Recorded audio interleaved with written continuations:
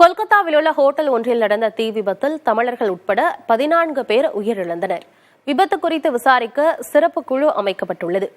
மேற்கு வங்க மாநிலம் கொல்கத்தாவில் உள்ள தனியார் ஹோட்டலில் ஏற்பட்ட தீ விபத்தில் கரூரைச் சேர்ந்த 3 உயிரிழந்தனர்.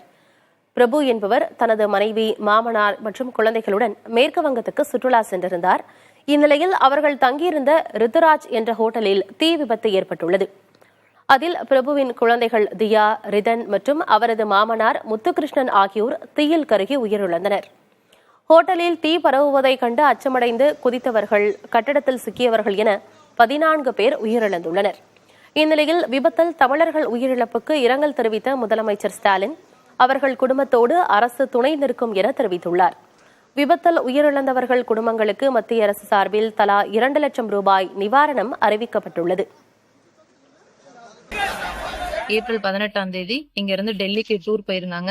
நேத்து ஏப்ரல் 29ஆம் தேதி கொல்கத்தால ஒரு ஹோட்டல்ல ஸ்டே பண்ணியிருந்தாங்க. அப்ப பிரபுவும் மதுமிதாவும் வெளியில போயிட்டாங்க. அப்ப இவங்க 3 பேர் மட்டும் ஹோட்டல் ரூம்ல தங்கி இருந்திருக்காங்க. இவங்க தங்கியிருந்த ஹோட்டல்ல வந்துட்டு ஃபயர் ஆக்சிடென்ட் ஆயிடுச்சு அப்படின்னு சொல்லிட்டு 1 மணிக்கு எங்க குழந்தைனார் ஃபோன் பண்ணாரு. 1 மணிக்கு ஃபோன் பண்ணிட்டு தியா, ரிதன், முத்துகிருஷ்ணன் 3 பேரும் வந்துட்டு இறந்துட்டதா சொன்னாங்க.